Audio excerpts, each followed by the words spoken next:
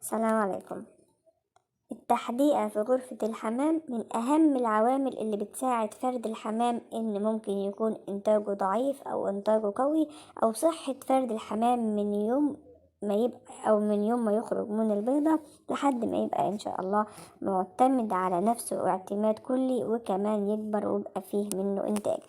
التحديقة من الحاجات اللي مش ضرورية في غرفة الحمام، لأ، التحديقة من أساسيات زيها زي الكلفة بالظبط. لو اتعملت غلط بتضر الحمام، ولو اتعملت بطريقة صح أكتر حاجة ممكن تخدم فرد الحمام عندك.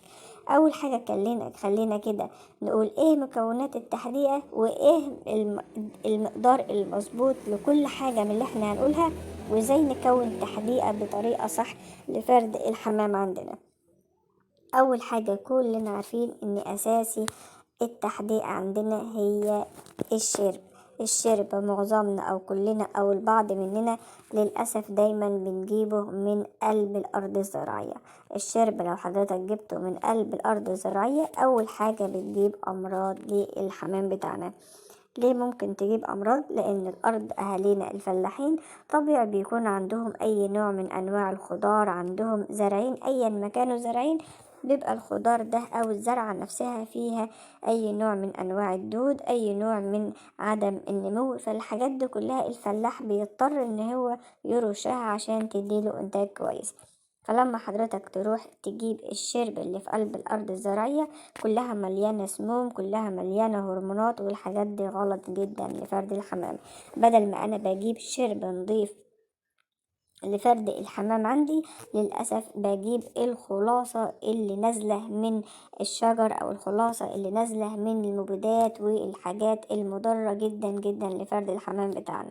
فرد الحمام بتاعنا بيموت؟ لأ، بيموت باللي هو بالبطيء. فجأة كده ممكن تلاقي فرد حمام عندك مات فجأة، فردة كل شوية تلاقي الحمام قاطع بيض فترات طويلة، رغم ان الأرض فيها خير كتير. عاوز أقول لحضراتكم إن البذور اللي بتطلع من الأرض الزراعية ما بيعادلهاش أي نوع من أنواع الأدوية أو نقص الكالسيوم أو الحاجات اللي ممكن تعوض نقص الكالسيوم. يعني لو جبت البذور وحطيتها، وهقول لحضراتكم البذور امتى تتحط مع التحديقة، هتلاقي ما شاء الله حاجة في منتهى الجمال، أو هتلاقي الحمام بتاعك راح في حتة تانية خالص، زي ما بيقولوا إنتاج غزير وكمان صحة كويسة. فخلينا كده متفقين إن أول حاجة الشرب لازم يكون من خارج الأرض الزراعية تماما، ما جيبوش من الأرض نهائيا. أجيبه من على الجسور، من على البحور، من أي مكان إلا المكان اللي فيه زراعة، المكان اللي فيه زرع واهالينا الفلاحين بيرشوا ده حقهم ما تجيبش منه. لكن بنصح اي حد ان في كل موسم طالع منه بذور من الارض، وخاصة البذور اللي هي التقاوي زي تقاوي الفجل، تقاوي الجرجير، الحاجات دي كلها فوق الممتازة. هقول لحضرتك امتى تحط التقاوي دي بطريقة صحيحة. تاني حاجة عندنا في التحديق، أنا ما بعملش تحديقة من غير نوى تمر. نوى التمر موجود طول السنة، موجود في رمضان نوى التمر كتير جدا، موجود في البلح الأحمر، موجود في البلح الأصفر، موجود في حاجات كتيرة جدا. نوى التمر ممكن نجيبه، مش يعني الناس اللي ممكن تقول، لأن في بعض الناس قالت لي مش طول السنة بيكون عندنا تمر. لا، طول السنة بيكون موجود البلح الأسمر، بيكون موجود التمر في رمضان، بيكون موجود البلح الأحمر، البلح الأصفر بيكون الموجود. على فكرة وما ترموش النوى، كل اللي حضراتكم هتعملوه هتلموا نوى التمر في حاجة كبيرة عندكم، وبعد كده تمسكوه تحطوه في الفرن زي ما انا حطاه كده بالظبط، وتحطوه على درجة حرارة اول 10 دقايق على درجة حرارة عالية جدا، وبعد كده بتهدى عليه تماما لحد ما تسيبوه بالشكل اللي حضراتكم شايفينه ده. بتمسكوه بايديكم، تجربوه بايديكم مش باي آلة حادة. لو اتقطم في ايديكم بسهولة، في بعض الناس بتقول ما بتقطمش، لا بتقطم. لو سبته على درجة حرارة هادية خالص بتقطم، بيبقى زي الفل. بعد كده تحطه بقى في اي حاجة وتدقه كده بالدق، بيبقى زي حبة الغلة. بيبقى اجمل حاجة بصراحة، وبتخلي الحمام ما عندوش اي نوع من نقص الكالسيوم نهائيا. بعد كده الصدف من الحاجات اللي احنا كلنا عارفين اللي بتحمي الحمام من الكساح، وبتحمي الحمام عندنا من نقص الكالسيوم. الناس اللي دايما بتشتكي من نقص الكالسيوم او البيضة الواحدة، الصدف فوق الممتاز. كل حاجة هذكرها بتكمل بعضها. وزي ما أنا قلت لحضراتكم، التحديقة زيها زي الكلفة، بنلاقي فيها مثلا الكلفة فيها نسبة ألياف، فيها نسبة بروتين، فيها نسبة، زي التحديقة بالظبط، حاجات بتكمل بعض، وما نقدرش نستغنى عن حاجة عشان في حاجة موجودة. يعني التمر بيدي ما شاء الله فيه كل العناصر الغذائية اللي ممكن حضرتك تكون محتاجها لجسم فرد الحمام عشان يكون إنتاجه كويس، موجودة عندنا في التمر. بعد كده الصدف من الحاجات البحرية، كلنا عارفين بتمنع وجود نقص الكالسيوم نهائيا. الجير بقى ده قصة تانية خالص. الجير من الحاجات بيعالج أي مشاكل موجودة في الغرفة، وأولها بيعالج لو في ميكروب وحضرتك محتار فيه، مش قادر ان انت تموته، ما بيموتش على فكرة غير في بالجير. بس الجير لما تيجي تجيبه لازم تجيب جير مطفي. تروح عند الناس اللي بيبيعوا المون والحاجات ديت، تقول له انا عاوز شكارة جير، ما تجيبش بالكيلو والاتنين. هي الشكارة على فكرة يعني مش غالية او حاجة، هات شكارة. وهنقول النسب ان شاء الله، طبعا ما بنحطش الشكارة كلها. بعد كده بقى عندنا هري الطوب. للأسف بعض الناس بتقول إن هي بتشتري الطوب قلبين 3 طوب وتدقهم. طب وليه؟ أنا ما بحبش دق الطوب ولا الكلام الفاضي ده.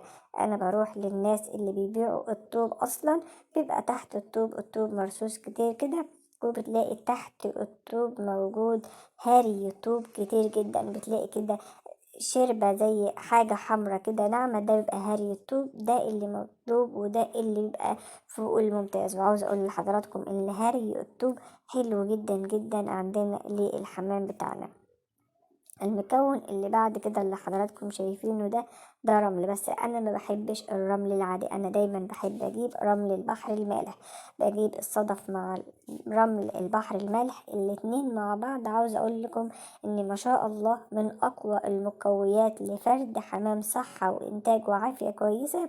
الحمام الزاجل والحمام اللي بيطير مسافات طويلة مش بيحدق غير من الرمل، وده سر من اسرار الزاجل وصحته الحلوة. مش بيحدق غير من البحر المالح لأنه بيسافر فترات طويلة، فطبعا البحر المالح بيكون متوفر قدامه، فبيحدق منه كويس جدا.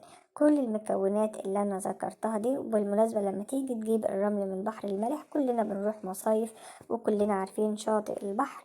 لما اجي انزل على شاطئ البحر ما ادخلش جوه واجيب الرمل المبلولة، لا، اجيب الرمل اللي بتبقى على الشاطئ من البدايات وانت نازل كده ورجلك ما بتقدرش تدوس من درجة الحرارة العالية. الرمل السخن الجميل ده هو اللي هات منه، لكن المبلل وتجيبه ينشف وكلام فاضي من ده لا. هات الصدف مش مبلل، حتى ما تيجي تشتريه من اي حد هات منه مش مبلول، هاته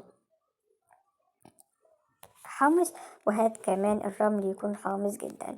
كل الحاجات الجميلة اللي أنا ذكرتها ديت بنسب متساوية. لو خلينا هنعاير بعلبة، يبقى من كل الحاجات اللي حضراتكم شفتوها هتملوا علبة من كل نوع وتحطوها. لو هتعملوا بالميزان يبقى كيلو من كل نوع أو نص كيلو من كل نوع، وتقلب الحاجات الجميلة ديت على بعضها. وبعد كده تبدأ ان انت تحطها عندك في حاجة. مهم جدا ان انت تقلب الحاجات ديت. ومهم جدا انك لازم أن تكون عارف ان التحديقة اللي لازم أن تكون موجودة في غرفة الحمام ما تشيلهاش ابدا. التحديقة يا جماعة مش بنشيلها ونحطها، ومش بنجوع الحمام ونحطها، لا، بنجوع الحمام بالأكل العادي وبنعطش الحمام، لكن التحديقة بتفضل في مكان بعيد عن إخراج الحمام وما بتتشالش أبدا من المكان مهما إن حصل. التحديقة مش مرة واتنين، التحديقة لازم تكون موجودة باستمرار لغرفة الحمام بتاعتنا لحمايته من كل المشاكل.